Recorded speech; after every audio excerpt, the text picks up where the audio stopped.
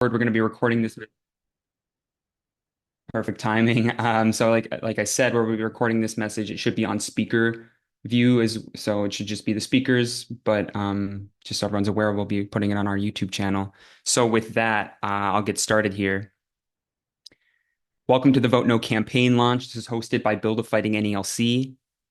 I want to explain the layout of the event and who the speakers are in a minute, but before that, I want to introduce myself and give an introduction to start us off for about 10 minutes. My name's Tyler Vassar. I'm a shop steward in NALC Branch 9 in Minneapolis, and I'm on the coordinating committee of Build a Fighting NALC. BFN is a reform movement in NALC that first came to being in the fight for the open bargaining and contract campaign resolution that going into the convention this last year. We're all here for one reason: to launch the Vote No campaign, to get organized, to reject this sellout tentative agreement that we received last Saturday, and to fight for more, to fight for what we actually deserve. This is a historically bad TA. 1.3% annual raises are a slap in the face to letter carriers across the country, letter carriers who worked through the pandemic and its aftermath, who kept the service running while the rest of the country shut down, whose labor directly contributes to the massive profits of corporations like Amazon, and which is a key part of the US economy. NALC President Brian Renfro has said that the general wage increase is only one part of our economic package, and that our COLAs, our cost of living adjustments, are the main bulk of our raises along with regular step increases. I think maybe you could make the case, maybe you can make the case that 1.3% is all right if our COLAs were one-to-one with inflation, but they're not. Our COLAs are a calculation based off of inflation, a percentage of inflation. NALC members have done the math. NALC members better at math than I am have done the math and found out that our COLA increase comes out to roughly half of what inflation is for those at top step, and then just a fraction of that percentage for those further down the pay scale. This is why we need to not only fight for 100% COLAs for all steps based on our current formula, but also for our COLAs to be one-to-one with inflation. If inflation's 8%, that should mean an 8% raise for letter carriers. That would be a real cost of living adjustment. As it currently stands, the retroactive COLAs look like a lot of money, but that is because inflation has been historically high. This contract, as it stands, still amounts to a pay cut and a loss of purchasing power for letter carriers. And NALC leadership, the ones that are pushing a yes vote on this sellout contract, are hiding behind this to make it look like a big win. It's for moments exactly like the one that we're in right now that one of BFN's key demands is fighting for the right to strike. And I want to be clear, we advocate for the right to strike. This is a basic democratic right that currently postal workers and all federal workers are denied. We believe that NALC should organize a campaign with the other postal unions, other federal workers unions, to get the no strike clause taken out of our contracts and to publicly fight for the federal law to be abolished. The 1970 Wildcat strike and the energy and the momentum unleashed in its aftermath is what built NALC. It's how workers won the gains that they did, gains that have slowly been whittled away and eroded since then. NALC members are seeing other unions go on strike and fight for the contracts with major gains, from the almost strike by UPS Teamsters to the UAW stand-up strike last year to the longshoremen and the machinists at Boeing this year. Boeing workers just voted down a second TA, and that they were fighting for a 40% raise and an end to mandatory overtime and a restoration of their pensions. They're willing to vote down bad TAs and fight for more. And I think that is an inspiration for the rest of us in the broader labor movement. NALC members are wondering why we don't have that same right to strike. And some are advocating action right now. If we don't put a real demand behind this energy, we're leaving our brothers and our sisters to potentially isolated action that could get them fired. We need a demand. We need to win our coworkers over to it now, right now, as members are thinking about these things, as they're looking for answers, and we need to fight for that demand. I have to be clear, we have the legal right to advocate for the right to strike. NALC passed resolutions advocating for the right to strike at the 1968, 1970, and 1972 national conventions. NALC sued the postmaster and USPS in 1969 over the right to advocate for the right to strike. A little bit of a mouthful there, but they won that case. We won that case in 1969. The Washington, D.C. District Court found it was NALC members' First Amendment right to advocate for the right to strike. So we have the right to advocate for it, but we need to get organized to fight for it. It's a fight that we will need to get organized for in the months and the years to come. And I think it's that now is the time to start that fight. If not now, when are we going to start that? When people are looking for answers. So now is the time to popularize the idea of the right to strike, because right now is the type of moment that strike action would be necessary for when we're stalled, when we're offered a TA that doesn't offer us what we're worth, when we know we can get organized and fight for more. This is why we fight for that right. We can't rely for a no vote. We can't rely on a momentum alone. We need to talk to our coworkers about the TA, why we need to vote no, and how we can fight for more. If management sees, I've had this conversation with a lot of my coworkers, if management sees that they can wait us out, starve us out for over 500 days, and then force through a crappy contract that letter carriers accept out of desperation, then they'll try to use this tactic every single time. And I can't imagine this TA is much different than USPS's first offer back in February of 2023, almost 2 years ago. And so we need to get our message out. We need to stand up, vote no. And if it goes to arbitration, we need a real contract campaign, which we're going to get into today. We need to get our message out to the American public and the media. We need hundreds of rallies across the country right before arbitration to show everyone why we voted no and what we demand. We can win the public to our side. Support for unions is at an all-time high. We can win them over to the need for a high-quality, fully functioning, and fully funded postal service, and a stable workforce is a part of that process. People will understand that. We would need escalating actions out of this to win what we need, and that is when real leverage and public pressure would play a major role. It's through this process we can show a whole section of members of our own union who are not currently active or tuned out what it means to be a member of a union, what it means to be a member of NALC. Collective action is key to building a stronger union, a fighting union. This vote no campaign, like I said, can't rely on momentum alone. There are a lot of those who will quietly vote yes out of desperation, out of the need for back pay, out of thinking we can't win more. And so that's why we need to get organized. The first organized action that we want to do as a vote no campaign is a national day of action on Wednesday, October 30th, this coming Wednesday. We want to hand out vote no flyers to coworkers before the shift, get there 30 minutes early, in the garage, in the parking lot, on the sidewalk, go out in groups, go out with someone else. We should be calling for, that's the first action, but we should be calling for parking lot meetings, stand-up talks, speaking at stand-up talks about the contract. We want to get group photos with vote no signs. How many people have seen those photos, whether from the Branch 9 meeting or out at stand-up, out at parking lot meetings? I mean, that's exactly what we need to show people. One of our biggest enemies is desperation or people thinking we can't win anything better. This helps people see that this is a national thing, that they're not alone. We want to show the national character of this vote no movement. It's not enough to say what we're against. It's a real question of what do you stand for? Build a Fighting NALC stands for a $30 an hour starting pay and raises in line with that for all steps, an all-career workforce, an end to mandatory overtime, cutting the time to top pay from 13 to 6 years, which we already have on the books, by the way. That was passed at a convention. Full COLAs, not diet COLAs. We want 100% COLAs for all steps and the right to strike. This is what we think letter carriers need in a contract. If you agree, you should join BFN and start a chapter in your branch. Sign in the sign-in sheet, and we'll reach out to you about that after this TA is and this whole contract fight is over. But we don't need to agree. I want to be clear. We don't need to agree on every single thing in order to work together on the vote no campaign. If you agree that we need to vote no and that we can win more, you should join this coalition. You should join the vote no campaign. And so with that, I want to intro the event itself. We need to, like I said, we need the broadest vote no coalition possible. BFN will work with anyone, whether you're a supporter or a member of CLC or Mike Cariff's campaign or unaffiliated. There's a huge amount of members who are just now getting active.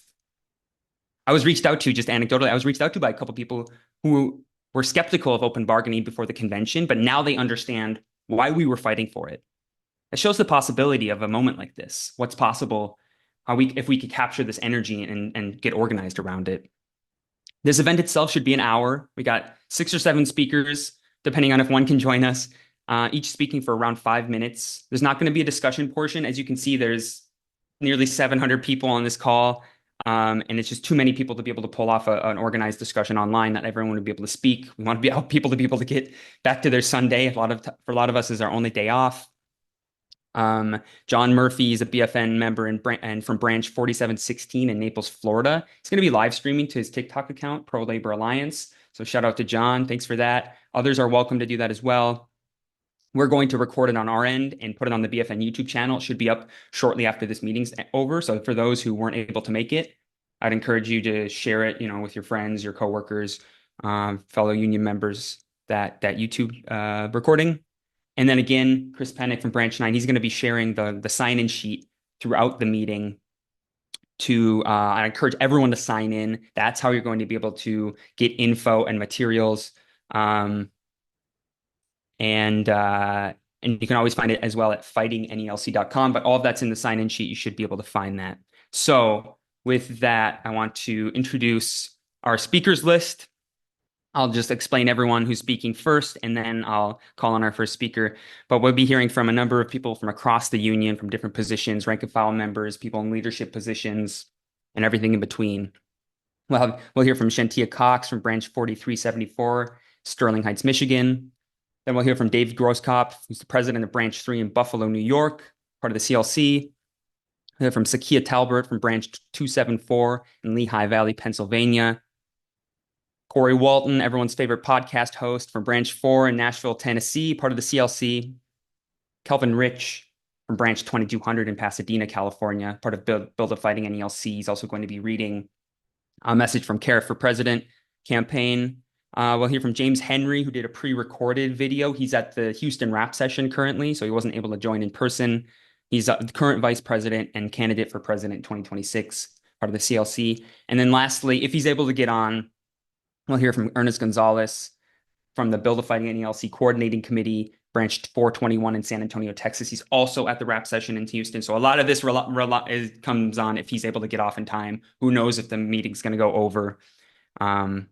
That's our list. And so with that, I wanted to introduce our first speaker, Shantia Cox, for Branch 4374 in Sterling Heights, Michigan. She's going to talk about this contract from the perspective of a rank and file carrier, and also that Region 6 WebEx that I'm sure a lot of us heard so much about that she was able to join in on. So I'm going to ask her to unmute. Go ahead, Tia. You should be able to unmute yourself and speak whenever you can. Okay, can you hear me? Sure can. Yeah, go ahead, Tia. Okay. So, okay, let me just start with the WebEx that took place on Tuesday. It started off with our I don't know his position, but David Mudd, he was explaining to us how we were going to be able to ask questions towards the end of the meeting. And he just told us, just as long as you guys are respectful, you don't call the president out of his name, and you all have a chance. And we were like, okay, fine, we can do that. And he never allowed us to ask any questions.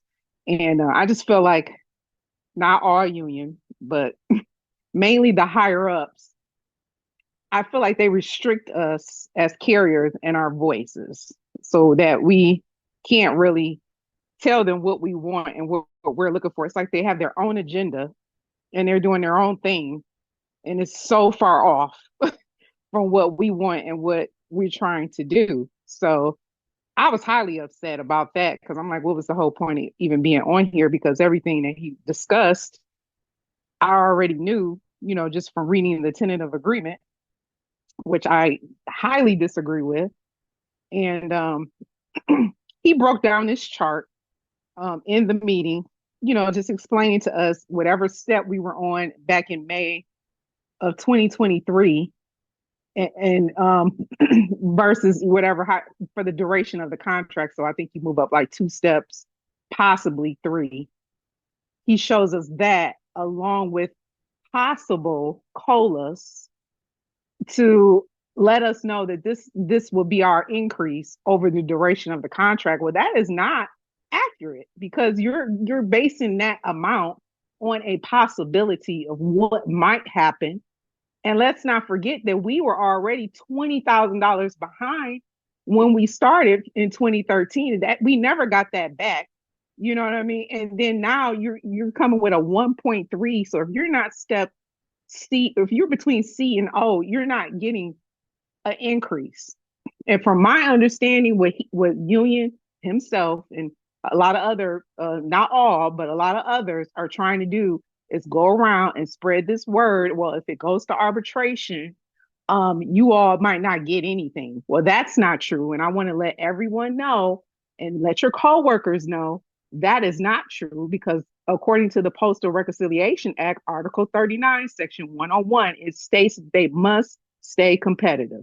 So the fact that you're telling us that we won't get anything, well, then we'll just need to file a charge and make you get us something. You know what I mean? Like this is ridiculous because we have to fight union and then we have to fight management as well. And it's very upsetting. It's very disrespectful to not only to um union but to the care. It's just disrespectful. I don't agree with it. I wish I can get my word to him. I've called him several times. You know what I mean? I tried to message him through social media. Of course, he's deleted that. And I'm just upset because he's telling other people. Well, he told us in this meeting as well that they could. It's a possibility that they could eliminate the colas. Well, guess what? You might be doing us a favor if you eliminate the colas because we only get a percentage of the colas, and then that's a possibility that we might get something on the back end. If you take that away, you're going to have to give it to us on the front end, which is where we want it at anyway. Okay, so my thing is like you said, we need to organize and strategize because they're gonna go and try to counter what we all are trying to do. I just need everyone to educate themselves and be aware that this is not a good contract, no matter what your union steward is saying. It's just not. It's horrible. And 1.3, tell that to tell the carriers who were out there getting robbed at gunpoint with AK-47s to their face for arrow keys, or our coworkers who passed away from heat strokes, or people out here during the polar vortex. Tell them that 1.3 is enough. He would never do that to our face. He would never do that because he's a coward. And at first, and I'm thinking, well, maybe he's just out of touch. Maybe he just doesn't know. After watching that JH podcast the other day, there's no way that he can be in touch and understand where we're coming from fully. And he's not even a freaking carrier. And he understands. He gets it because he's in touch with the people. And that's what our union president needs to be. It's just an outrage. I'm highly upset, you know, and we need to do better. I mean, whatever we need to do, because if you're not part of the solution, you're part of the problem. So whatever we need to do to gain some momentum and make some changes, um, I'm here for it because we're so far behind the eight ball. And I think that's pretty much it. I mean, anything you need from me, Tyler, you already know. I'm here for it because this is insulting. It's an insult. It's disrespectful, and the fact that he thinks that this is good is mind boggling to me. So I'm done. All right. All right. Thanks, T. I was watching the chat as you were speaking, and people, yeah, people liked what you had to say. I mean, you spoke with conviction there, and I think, yeah, what I need, I have a feeling you're voting no, right? That's what it sounds like. And I think what I need from you and from every single other person, and like I'll say this a couple more times, is the next step is not just to talk to your coworkers, of course, but on Wednesday, the 30th, this Wednesday, flyer your stations with the material that we're going to send out after this. And so I appreciate that, Tia. And thank you for staying to time. Again, I want to remind the speaker, all the other speakers, if you can keep it close to 5 minutes, just so we can get off in an hour, that'd be great. I also just wanted to say one last thing I forgot to mention at the beginning. The things that I mentioned that BFN stands for and why we oppose the TA and some of the things I brought forward. And if I focused almost exclusively on the financials, that's what a lot of carriers are thinking about first and foremost. There's obviously a lot more in this contract there are a lot more reasons why we should oppose this contract, from the nothing addressing non-compliance to losing, 13 minutes of fixed office time and all the effects that could have. There's a lot more in here. And so by no means are we only thinking about the financials. I just want to make everyone aware of that. And there's a lot more. I think some of the other speakers are going to address some of these other issues. And so up next, we've got our favorite guy from Buffalo, New York, David Grosskopf, president of Branch 3, is going to speak a little bit about a number of things. I think CLC's approach to all this and the rap sessions. And so go ahead, David, you should be able to unmute yourself. Thanks, Tyler. Can you hear me? Sure can. Yep. Yep. Thanks, everybody. For those of you that don't know me, my name is Dave Grosskopf. I'm the president of Branch 3, Buffalo, Western New York.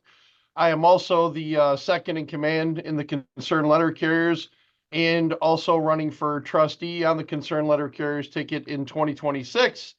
Like Tyler said, he asked me to come on today to talk about CLC's kind of position and plans for the rap session. So the thing, real quick, like Tyler just said, there's a whole lot out there to talk about. So I've narrowed this down to a few things here. So let's talk about the concept the NALC is bargaining for. What we're seeing is they're in conflict with our history and positions in bargaining. For example, a lot of yous have heard the term, a carrier is a carrier is a carrier. Where'd you probably hear this? If you were at the last convention and you talked about that territorial COLA, the NALC takes the position for those folks living in high cost of living areas that a carrier is a carrier is a carrier, meaning if they raise the pay for those folks in the high cost of living area, they should do the same for those folks in every other cost of living area. But that's not what the NALC is doing in general here when they're bargaining, right? What are we bargaining for? We're bargaining for prorated COLAs or no COLAs for the CCAs. That's not equal. That's not a carrier's a carrier, a carrier. Prorated pay increases, even if you just take Brian Renfro's, numbers at face value. The bottom gets a 25% increase and the top gets an 11% increase. Well, that's not equal. If you look at the work hour maximums, they're extended beyond the current limits in the contract.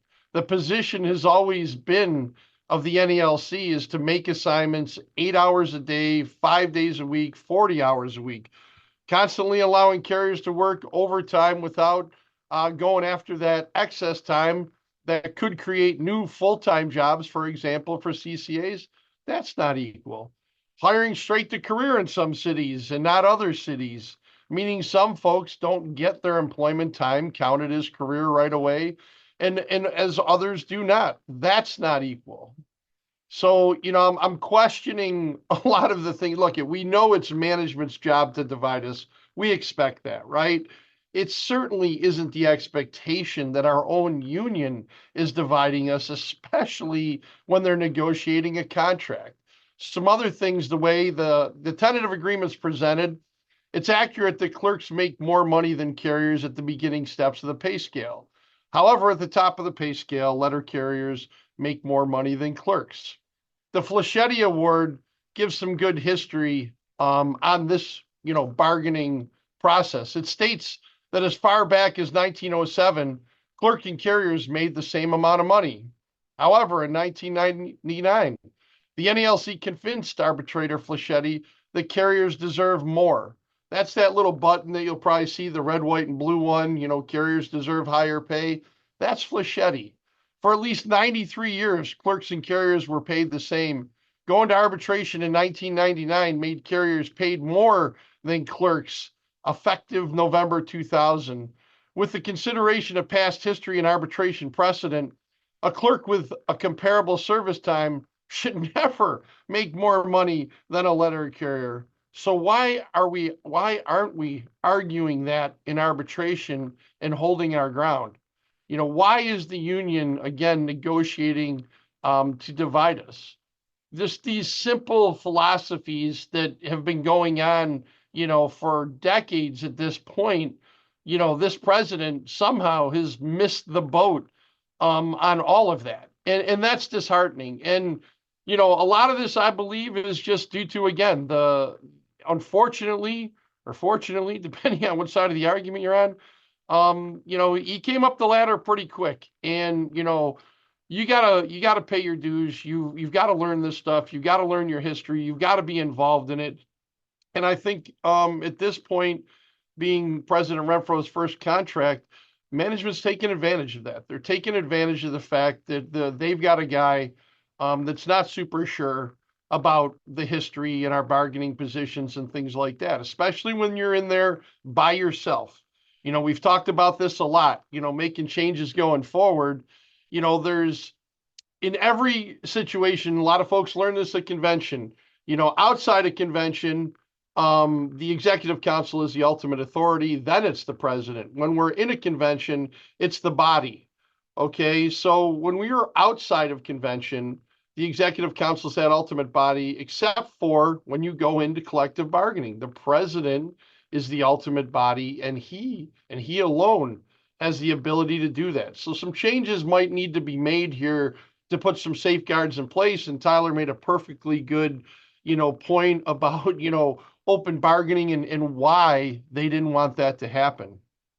As far as, because you're seeing why.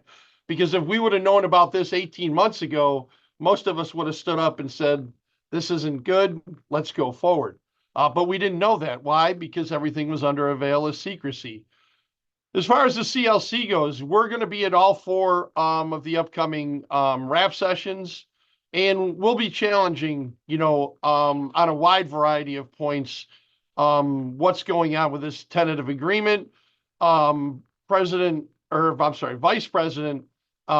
Henry has spoken to the CLC, and he stated he's going to come off that podium, as well as many other folks on that executive council are going to come off that podium, and they're going to challenge President Renfro in this tentative agreement.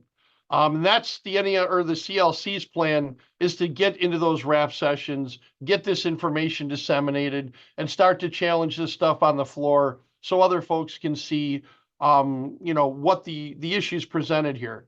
The reform movements need to continue to unite on these important subject matters, and attack is one. Believe it or not, this unacceptable tentative agreement, while it's unacceptable, I think this guy's created a monster, because it's ignited people on the workroom floor like I've never seen in my 30 plus years. And that's a good thing, right? We want people involved, and that's what we're going to need. We're going to need, especially you young folks, we need you to fill out these TA ballots. We need you to vote in the 2026 election. Without voting, who does that always favor? It doesn't matter the type of election. It favors the incumbent. And if you just sit on social media and you complain, or you just sit in your station and you complain to your steward or even your local president, it's not going to change anything. You need to pick up those ballots. And for those of you folks, and I understand it, those of you folks that were giving Brian Renfro, the benefit of the doubt, how you feeling now? I watch social media a lot, and you got a lot of these folks on there defending this guy day in and day out, and I ain't seeing those folks. When this TA came out, that tells me something. So I don't want to take up any more of your time, Tyler. I just want to keep it short and sweet. But for everybody on this call, there's only one reform group right now that has the power to challenge the incumbent slate, and that's the concerned letter carriers. And we're going to do that. So I urge everybody to go to concernedletterscarriers.com, go to our social media sites, sign up, get involved. Please support us. Please, donate. Okay. We need the money to get to these cities, to do these things. We will put that fight up for you. But again, it's not free. And obviously, as individuals, we don't have an unlimited amount of money, in our bank. So anything that anybody could do to help not only promote us, but to financially help us out, that would greatly be appreciated. And Tyler, man, love you, brother. Thank you again for the opportunity to speak. All right, thanks, David. Yeah, just a few other things before the next speaker is people are asking about ballots, and I think anywhere late November is what it's sounding like now is when they might be sent out, which is all the more reason why we got to stay organized. This day of action on this Wednesday to fly our stations. This is the first of a number of them. And so just we got to make sure that we don't let the momentum die. And then I just one point that I think we diverge on a little bit, but it's, it's another thing is we're going to have differences of opinion. We can still work together. I personally think we need to organize together with across the crafts. I think that we can win more if postal workers across all crafts organize together, negotiate together, and rally together, that we can win more. But that is something I personally think that we should do in the future, line up our contracts and work together. I think we can win more together. Otherwise, we have the divide and conquer. We're seeing the effects of that now, but there'll be a lot of opportunity to discuss and debate that out in the future. Up next, we've got Sakia Talbert from Branch 274 in Lehigh Valley, Pennsylvania. It's going to talk about some of the really good organizing they're doing there in Branch 274 and some thoughts on the contract from her perspective. So, Sakia, go ahead. You should be able to unmute yourself. Hi. All right, go ahead. Hi. I'm voting no on this contract for so many reasons. First of all, I don't understand how it is that we passed a resolution and an amendment at the convention to shorten the pay scales to 6 years, and we passed it, and he gave us this contract that did not take that into account in any way. It feels like such a huge slap in the face after everything we went through with COVID. I was talking to a coworker the other day, and we were just saying how we remember being out there, no traffic. We live in the city, no traffic, because everyone else was at home and we put our bodies on the line. We were trying to take care of our children, school our children, and come to work. We were being worked 70, 80 hours a week for years. The whole country got a raise during that time. And we understood that for us, with how our contracts works, we couldn't get that in the moment, but we expected some compensation for not only the fact that we were out there, but how hard we had to work and for so long. And for them to not even touch that was just disrespectful. And it shows how little they appreciate our work. It's not just about the money, it is a respect issue. You see it on the floor every day. And this contract shows that not only does our management not appreciate our work, but our own president doesn't get it. As far as the organization in our office, we do a lot of different things because we have a lot of different people and not everything works for everyone. So for the newer members, after they are go through orientation and everything, we usually have an event to get them around. We usually go to like a Buffalo Wild Wings, have them ask questions, get them to know the union. We also have a group chat with a lot of the younger members and some of the people from the board for when they have questions during the day and they need to reach out. Personally, that group chat is too big for me, but there are other things that work for me.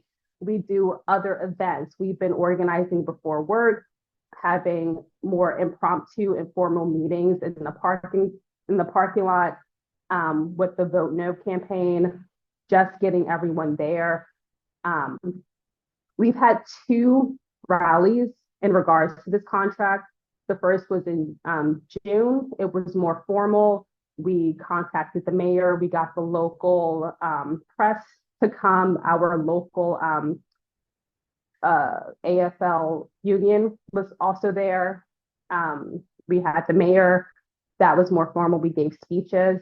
And then in October, we had another rally. It was a honking rally, more informal. People got to picnic after, just kind of hang out, talk about everything that's going on.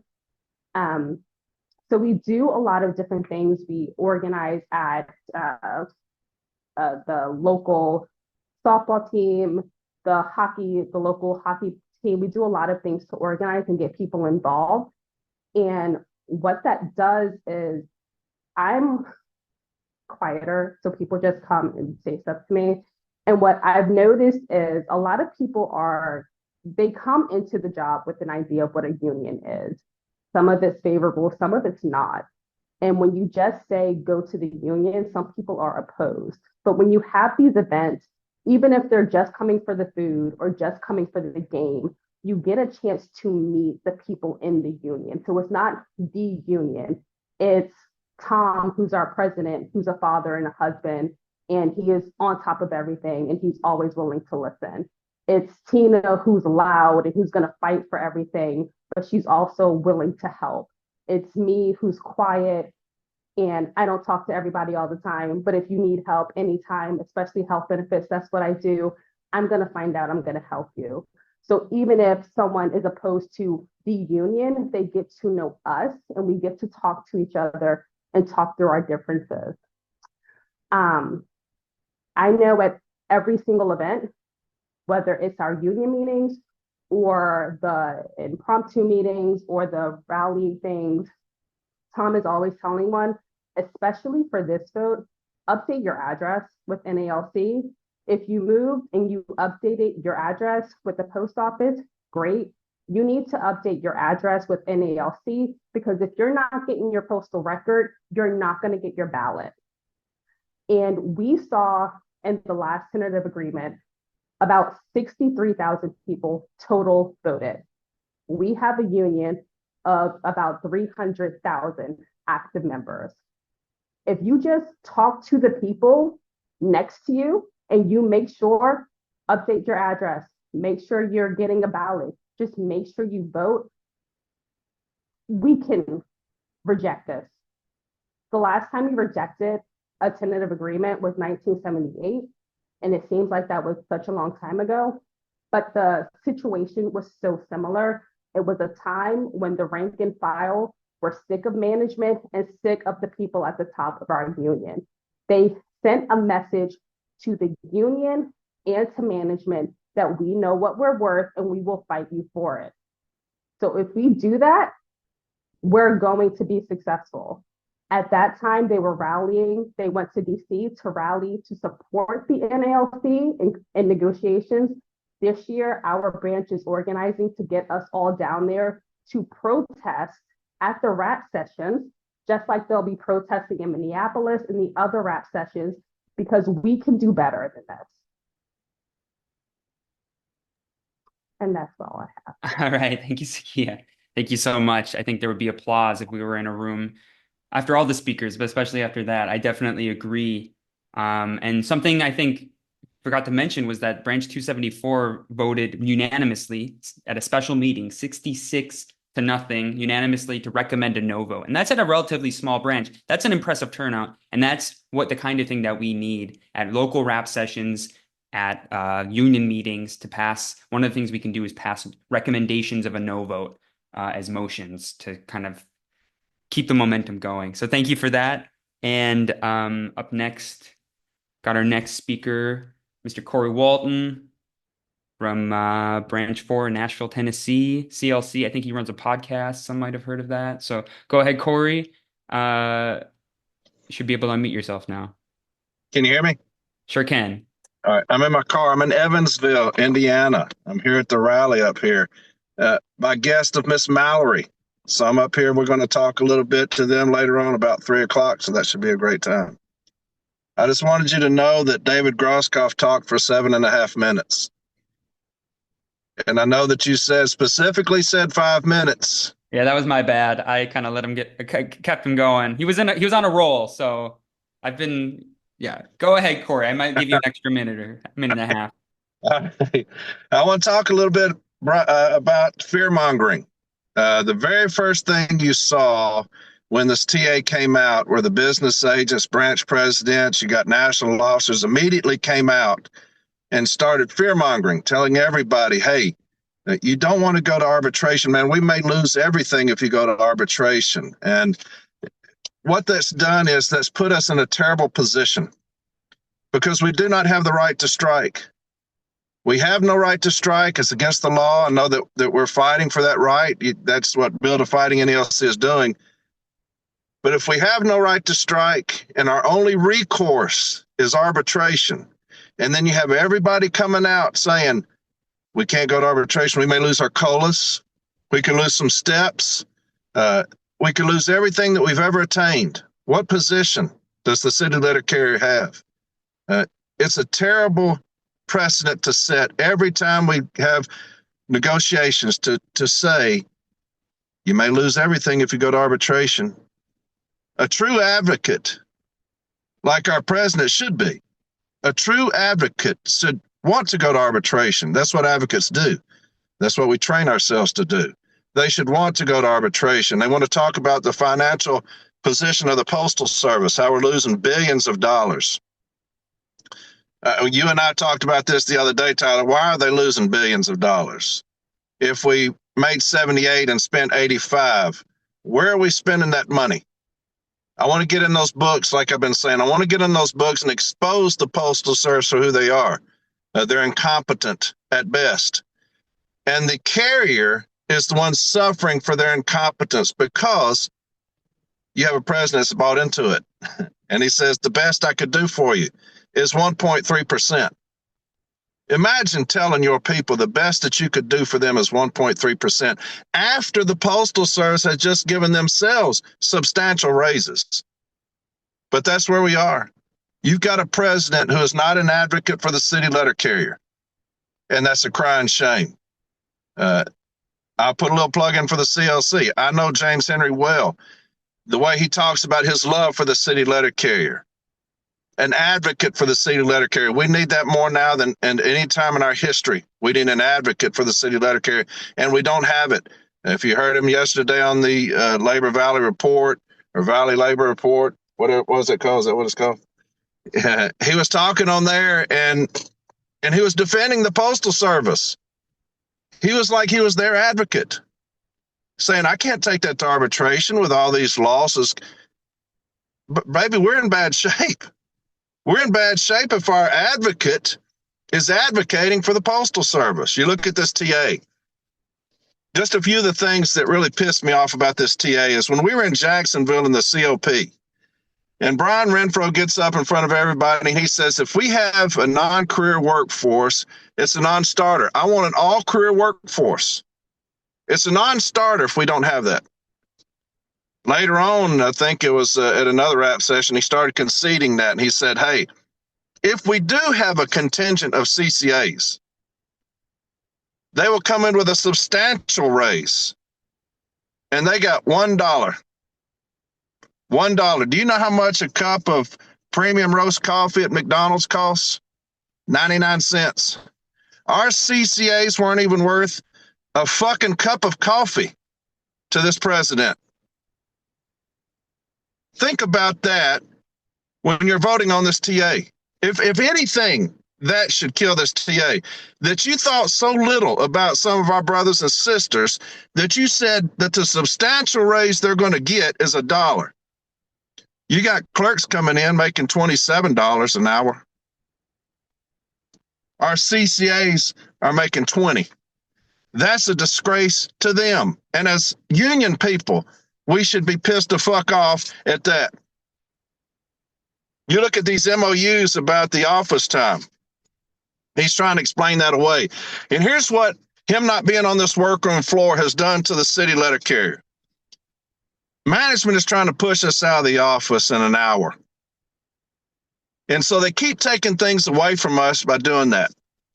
One of the things they took from us was certifieds in the DPS, and people don't think that that's a big deal. And so I was saying we should take that nationally, knowing now that he had already bargained that away with this MOU, talking about these new route adjustment processes that may come out.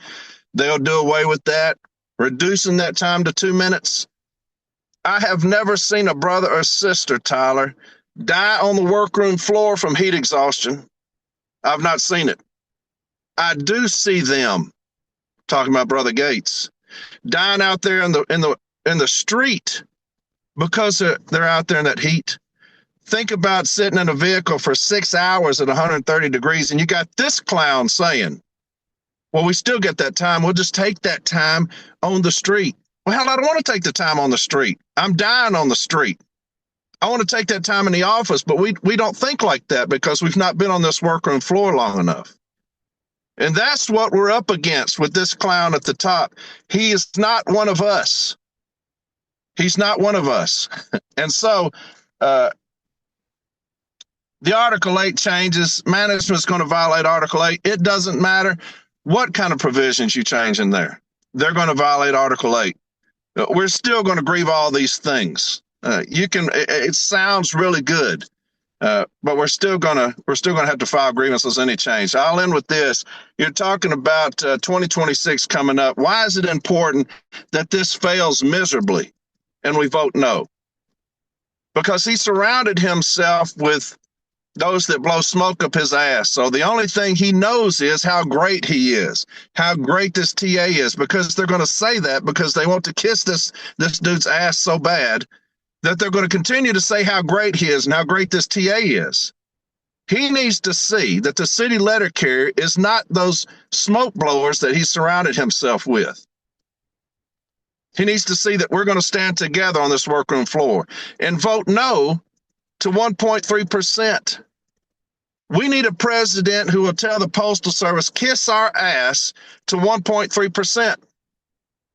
We don't have that, baby, and we're in trouble. But it's coming. It's coming in 2026, my man.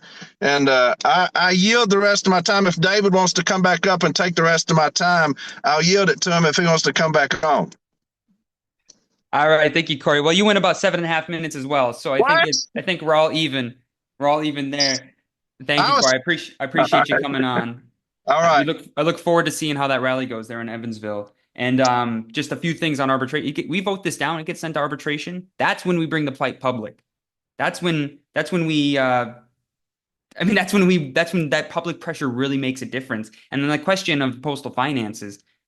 If management can't manage postal finances and can't figure out how to also pay their workers what they're owed and what they're worth, and also be able to function, then I think that's the time that they should be publicly funded. That's a real discussion that we have to have. But I appreciate you, Corey. Thanks for coming on and speaking. I think people really appreciate that. So we've got just the last few speakers here. Up next, we got Kelvin Rich from Branch 2200 in Pasadena. He's going to say a few things. Go ahead, Kelvin. Should be able to meet yourself. All right. Thank you, Tyler. Hello, everyone. Good morning and good afternoon, probably on some areas of the country. I just I was called by Mike Harris to speak a little bit about what he's doing with the Vote No campaign. And that I'm a full supporter of Mike Harris. You know, he's running in 2026 as president. And obviously I'm a big supporter of the bill fighting NALC. But just to kind of touch up on what Mike wanted to talk about was, you know, he wanted everyone to go to the careforpress.org website. As soon as you log in there, you're going to need a Google email, a Gmail. As soon as you log in there, you're going to see a letter pop up. And you read the letter. It's explaining what he wants to do with this Vote No campaign. It's pretty self-explanatory. You click on it, you register. You know, you've heard everyone kind of talk about what this contract, what this TA has. Nope. I think we lost Kelvin there. He's kind of breaking up. Hey, Kelvin, are you there? You might have to shut off your video if you want to come back in.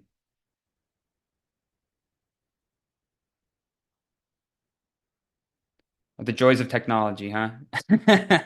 Our union spread out across the country the size of a continent, so we gotta do with what we can. Can't meet up every weekend to all talk together. Here, 1 second, Kelvin.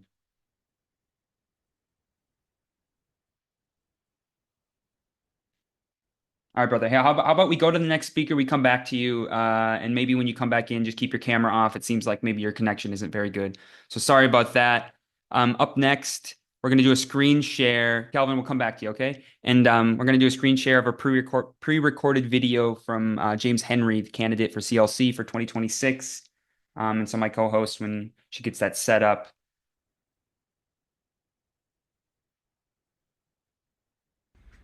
Hello, brothers and sisters of the NALC. This is James Henry with the Concerned Letter Carriers, also known as the CLC.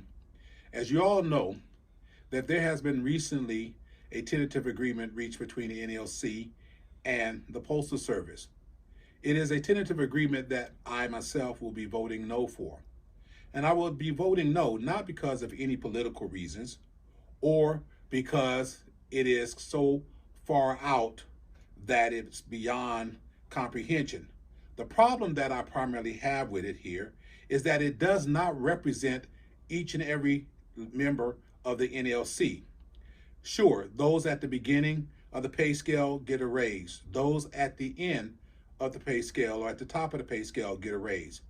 But those in the middle between step C or D through O don't get anything other than 1.3.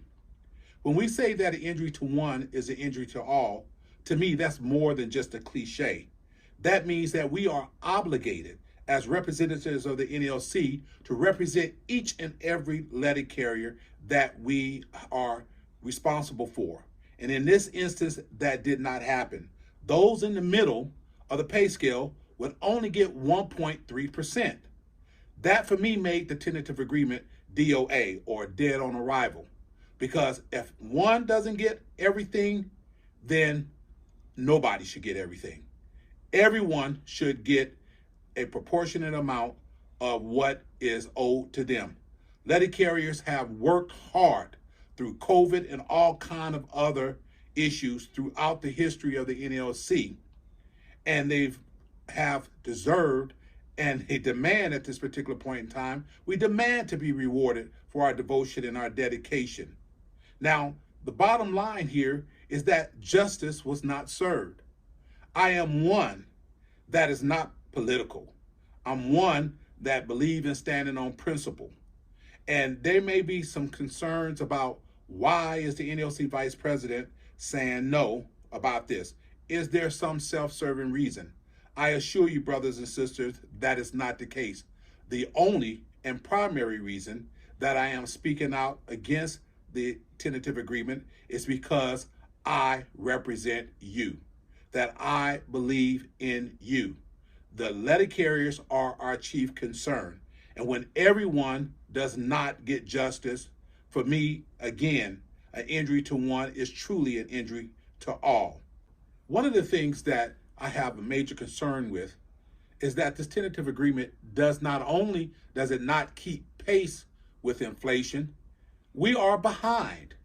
For example, the great wildcat strike that occurred in 1970, carriers had went out because they were not being properly compensated, particularly for the work that we do.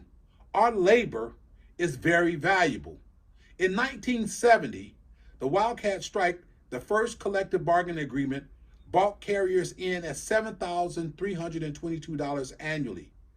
That was equivalent to step D, which inflation for today would equate to $56,773.19, or $27.27 an hour. This tentative agreement at step D right now makes annually $55,600, or $26.73. So not only are we not keeping pace, we are actually falling behind further and further. In addition, brothers and sisters, this tentative agreement calls for the sun, the moon, and the stars all to align. What do I mean by that? Is that the top end salary that they say that would occur in its fullness is based on projections, based on the COLAs that may or may not occur. There is no guarantee that those COLAs are going to be as projected. Those are not general wage increases. And for that reason as well, I have a true concern about it. Sure, COLAs have served us well in the past, but the circumstances that are now very well may not be the circumstances in 2 years from now. The contract expires in November of 26. Just like the COVID pandemic had came, any unforeseen circumstances could occur that would prevent us from getting those projections or them manifesting themselves as presented.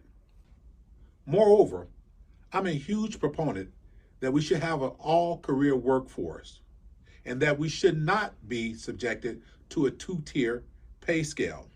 But until such time comes, we need to ensure that letter carriers are properly compensated for their labor, because our labor is very valuable and should not be done in vain. In addition, my brothers and sisters, one thing that I want you to keep in mind, if we were to ratify this contract, we are sending a message to the Postal Service headquarters that this contract is sufficient, that we are accepting of what they are giving to us, which most of us consider crumbs. The reality of it is here is that they would have no incentive to give us a living wage in the future by us giving our stamp of approval by voting yes on this contract here.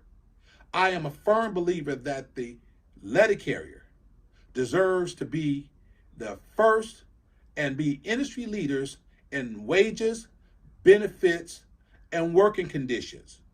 Not enough to just be on par, but to be leaders. And with that being said, I myself am voting no. I want to thank you for your time and listening to what I had to say here. I also would like for you to take time to go on concernedlettercarriers.com and sign up as an endorser or a supporter. Also go on Concerned Letter Carriers Facebook and follow us for further and future information and messages. Thank you again. Be blessed.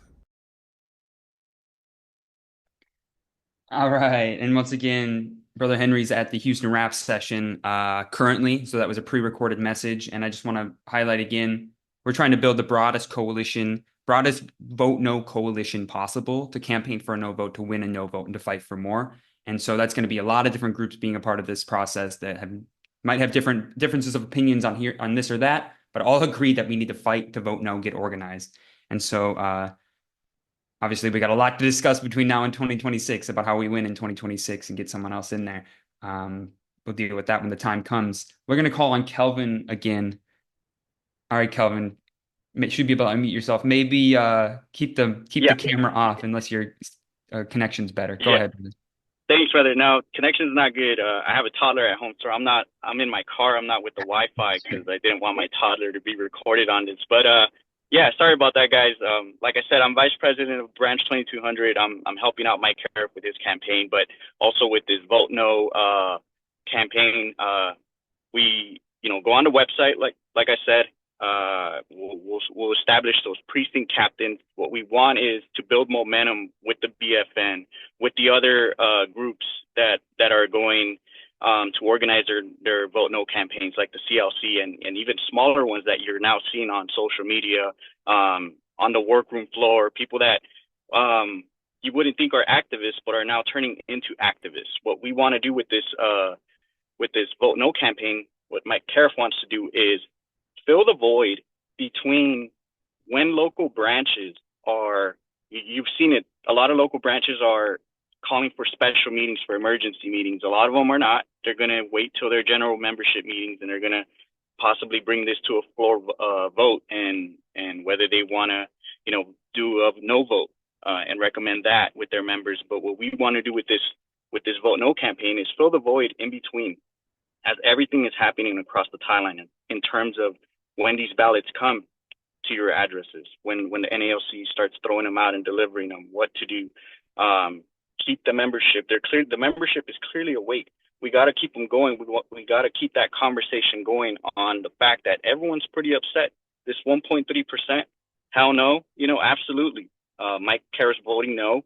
I'm voting no. I think everyone in here is probably voting no, but we can't just, like Tyler said, we can't just assume that, the momentum we have right now is going to get us to that position. What we truly want is for the arbitrator, obviously what we want is for the no vote to be a success and this TA doesn't get ratified, but for this arbitrator to see it when we go to arbitration, to see how many members voted no, how many members absolutely disagree with what this TA is giving the letter carriers. And so, with that, Mike, obviously, there's going to be flyering out. There's this BFN Vote No flyer action. The day of action is, we absolutely support it. We'll definitely advertise it and give updates on that as well. And Mike Cariff obviously wanted to be here, but he couldn't. He's at the Executive Council in Houston. They're having that rap session for the TA where Renfro is selling this thing as much as possible, but you can't sell cow pie. That's just what that is, and no one is buying it. But we're going to make sure that letter carriers, they have the right to vote, but absolutely know what's in that TA, not just in that summary. That summary of the TA that Renfro provides is contradicting. It's deceitful, like Sister Tia said, and it's disrespectful. The fact that he would even try to sway the membership into agreeing that these future projected COLAs should be considered as part of what our pay scale, what we're going to get. That's something we've never done before. It's deceitful. It shouldn't be there.